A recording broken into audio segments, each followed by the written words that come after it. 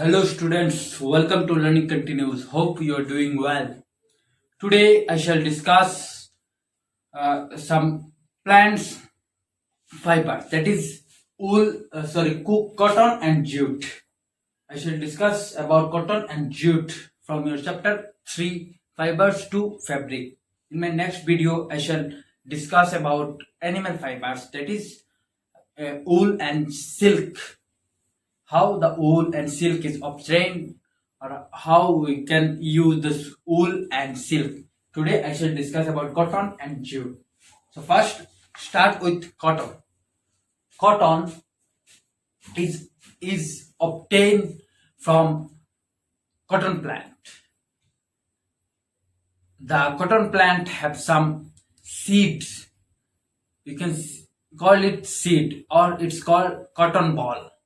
From the cotton ball, cotton is obtained by a process which takes 3 steps. First one is picking, second one is ginning, and third one is spinning. Cotton, to produce cotton, the best climate is to moderate rainfall. That is, the rainfall जो होगा वो थोड़ा बहुत rainfall होना चाहिए, उतना कम ही नहीं उतना ज्यादा नहीं, और वार्म प्लेस होना चाहिए, और ब्लैक सॉइल.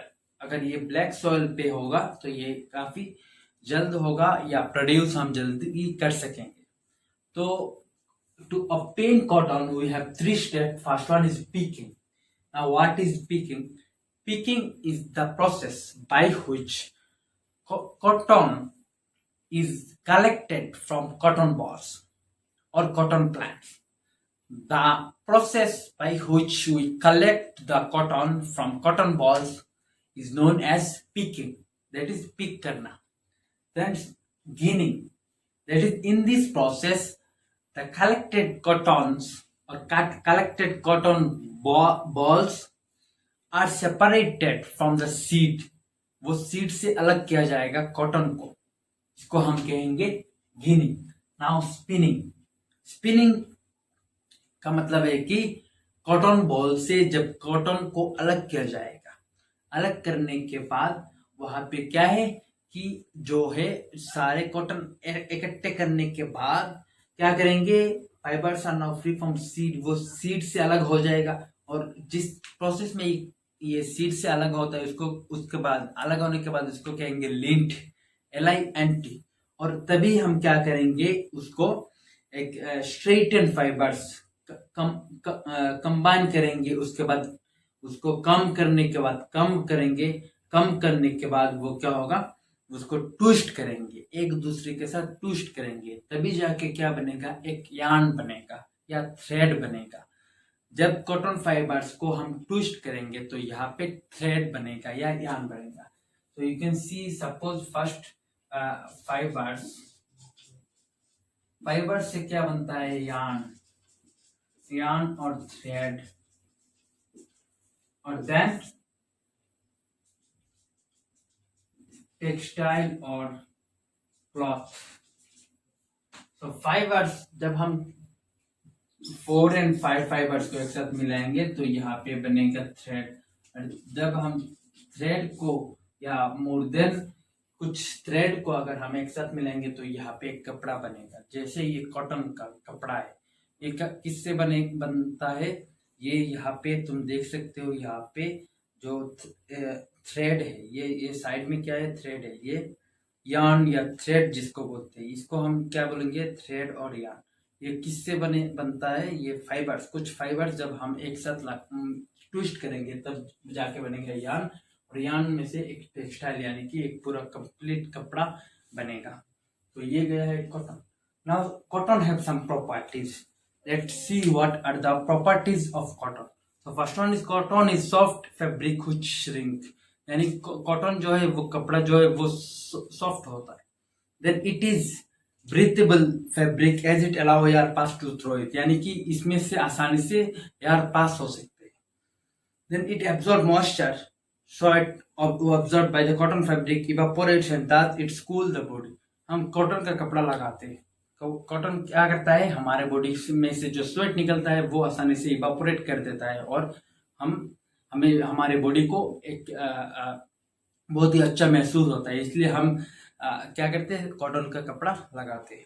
अच्छा, it gets wrinkle easily and needs lot of maintenance, और ये बहुत ही कम समय में ये खराब हो जाता है, यानी कि ये फोल्ड हो जाता है, सपोज ये खराब हो जाता है तो इसको हम मेंटेन करना चाहिए, हमें मेंटेन करना चाहिए, तो हम मेंटेन करते हैं। ये एक तुम कह सकते हो डिसएडवांटेज ऑफ कॉटन। अच्छा, it is sustainable damage by the moth and willow, ये क्या होता है, इंसेक्ट या वगैरह जो चीजें हैं, जो स्मॉल इंसेक्ट, इनसे क्या होता है, ये खराब हो सकता है या डैमेज हो सकता है। अच्छा, इट इज बायोडिग्रेडेबल, यानी कि the substance or the things that decompose naturally by soil or into the soil is known as biodegradable, यानी कि जो आसानी से हमारे इस नेचर में डिकम्पोज डिस्ट्रॉय हो जाता है या मिट्टी के साथ मिक्स हो जाता है, उसको हम बायोडिग्रेडेबल कहते हैं। तो कॉटन क्या है, एक बायोडिग्रेडेबल सब्सटेंस है जो आसानी से मिट्टी के साथ मिक्स हो जाते हैं या डिकम्पोज हो जाता है। उसी दूसरी ओर अगर हम देखेंगे, एक पॉलिथीन बैग वो नॉन बायोडिग्रेडेबल सब्सटेंस है, वो आसानी से मिट्टी के साथ डिकम्पोज या डिस्ट्रॉय या मिक्स नहीं होता। तो ये कॉटन क्या है, एक बायोडिग्रेडेबल सब्सटेंस है। तो properties of cotton is over. Now come to the point, jute. Jute is also obtained from the jute plant. A plant is there which looks like, so jute plant is from the jute plant the jute is obtained. So it needs the production or the area where the jute plant is produced. The soil of the production of jute are clay and sandy soil. It needs sandy or clay soil to produce jute plant in a area or in a particular field.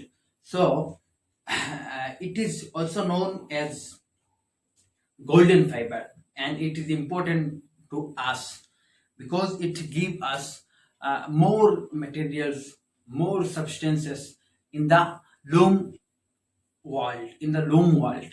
Okay, so jute, the process by the jute is obtained are of two, that is retting and spinning.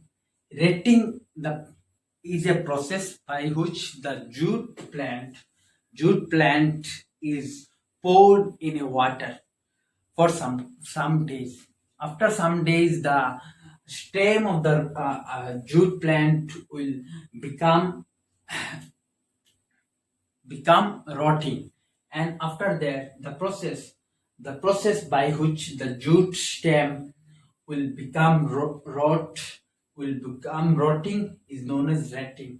जिस process में ये stem जो है, jute plant का जो stem है वो rot होते या रोटन होते या रोटिंग होते, उस प्रोसेस को रेटिंग कहा गया है। अब रेटिंग के बाद आएगा स्पिनिंग। अब क्या करेंगे लोग, क्या करते हैं, जूट प्लांट को कुछ दिनों के लिए पानी में फेंक देते हैं और उसके बाद जो जिस प्रोसेस में ये रॉट होता है, यानी कि ये पानी के साथ वो मतलब पूरा खराब हो जाता है। खराब होने के बाद जिस प्रोसेस में ये होता है उसको कहेंगे रेटिंग, यानी कि रॉट होने के बाद जो होता है उसको कहेंगे रेटिंग। एंड स्पिनिंग का मतलब उसी रेटिंग सब्सटेंसेस से पानी के अंदर से उठाने के बाद क्या होगा, वो जो फाइबर से वो स्टेम जो होता वो अब कन्वर्ट हो जाएगा फाइबर्स पे। तो तब लोग क्या करते, इसको पानी से उठा के सूखते, कुछ दिनों के लिए ये सांदे इस पे रखते या हीट देते, और इसके बाद क्या होता है, वो फाइबर्स नजर आता है। अब 2-3 फाइबर्स को एक साथ मिलाने के बाद यहाँ पे एक थ्रेड या यार्न बनेगा। अब कुछ यार्न जब एक साथ होगा तो यहाँ पे एक जूट बैग या कुछ भी एक टेक्सटाइल बनेगा। तो ये गया है कि jute. Now jute have also some properties. Let's see what are the properties of jute. So first one is it is natural fiber with golden silky shiny and hence it popularly known as the golden fiber. ये इसलिए golden fibre कहा गया है क्योंकि इस पे shine होता है, स्ट्रॉन्ग होता है और ये सिल्की होता है, यानी कि वो एक स्लीपी टाइप का होता है।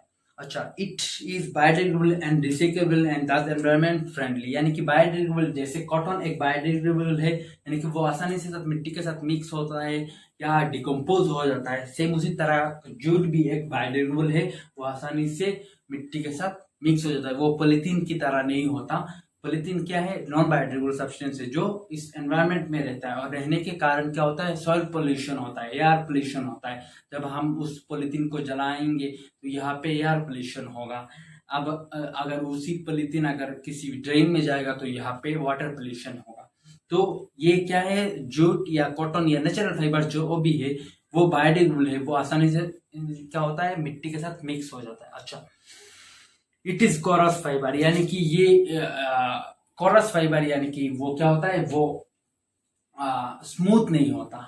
वो जो जूट फाइबर से वो स्मूथ नहीं होता। कॉटन क्या है, एक स्मूथ कपड़ा होता है, स्मूथ, लेकिन ये जूट जो है वो स्मूथ नहीं होता। अच्छा, jute fibres are not so strong as compare to the bast fibres और ब्रेक्स इजीली।